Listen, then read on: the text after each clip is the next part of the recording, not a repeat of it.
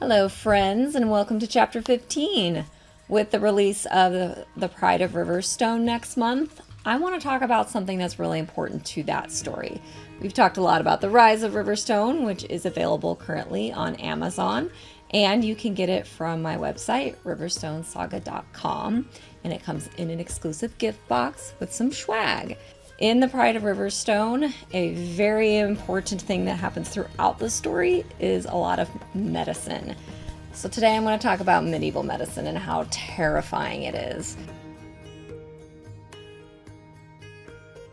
Some general medical practices that they use, which we all are familiar with, is bloodletting. Bloodletting is one of the oldest medical practices. It dates back 3,000 years to the Egyptians, and it was based on the concept that the body held humors. So there was blood, phlegm, black bile, and yellow bile. And when something went wrong in your body, it's because there was a misbalance or an imbalance in your humors. Bloodletting was very commonly used to balance you out, and they used it from everything. Fevers, seizures, plague. I hit my knee on something and it hurts so bloodletting, and kind of started losing its, widely known use in like the 18th, 19th century. But fun fact, there are still ailments today that they will use controlled bloodletting for.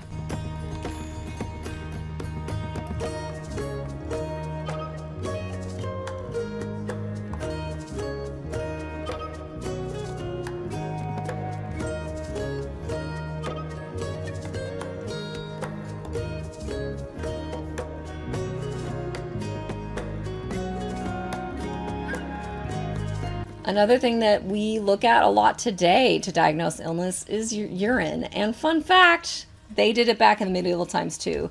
I'm going to show you a chart of, it's basically a wheel of urine, and doctors would look at it or smell it and be able to diagnose diseases. And this isn't actually that out there. You could actually diagnose a lot of things based on how urine looks. But also a little bit more disgusting is they would taste the urine. Which again is disgusting, but also makes a little bit of sense because you could diagnose diabetes from tasting urine because it'll be sweet. No thanks, I will just rather use a dipstick.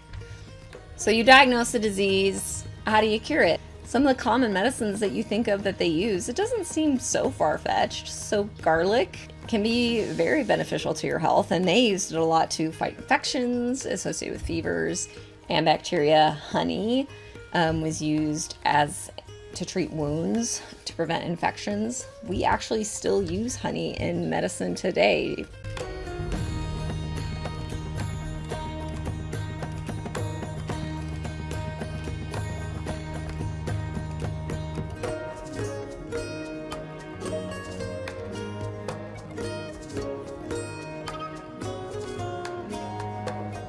Coriander reduces fever. Vinegar they would use to wash wounds, but they also use myrrh as an antiseptic. Have a headache or aching joints? You gotta mix rose, lavender, sage, and hay. Another common thing for your stomach pains, easy, wormwood, mint, and balm. Flatulence? Brew yourself up some chamomile tea. Got a cough? Licorice and comfrey. Even though they were using things back then that sounds a little far-fetched, and some of it was for certain, we have since just proven a lot of the things they use medicinally in plants and herbs actually did have some basis in their observations of treating ailments. When it comes to surgery, my favorite, wine, plays a big role. It is used often as an antiseptic. They also will soak bandages in wine before they wrap it around a wound. And honestly, I don't see any problem with that.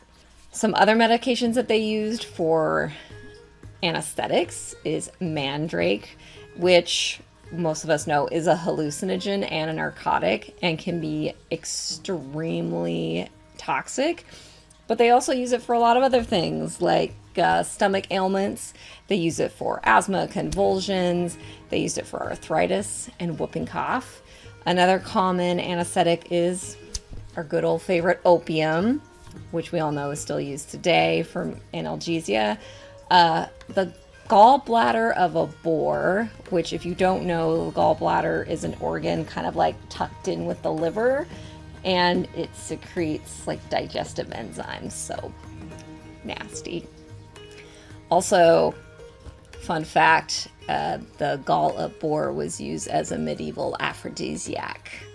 So chew on that, gentlemen, but don't actually. Hemlock was also a common anesthetic, which is also extremely toxic. So something that we use today, cauterizing.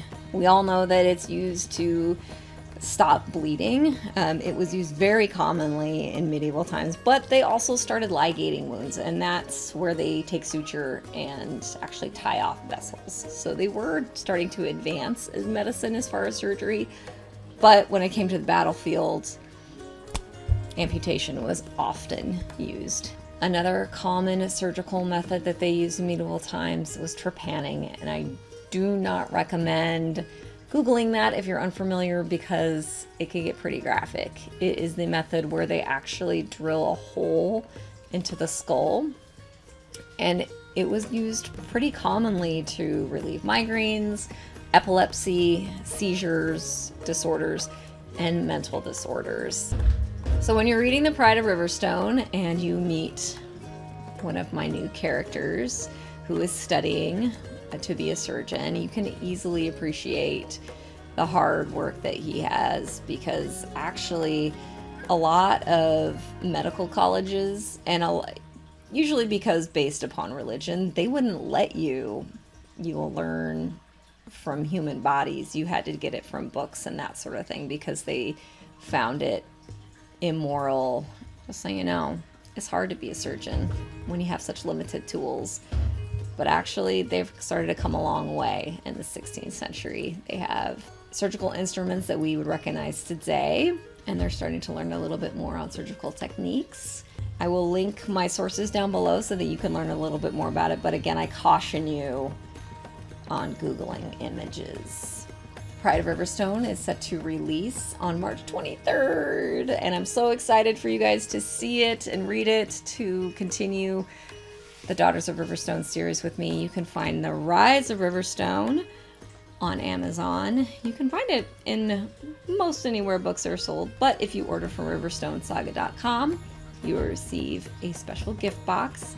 Please follow me on Twitter, Instagram, Facebook. I'm a Goodreads author. Like and subscribe for more about the world of Riverstone. I've also started a new series where I'm going to be reviewing an indie book and creating something based on that book once a month. So check that out. It's been really fun. Thank you.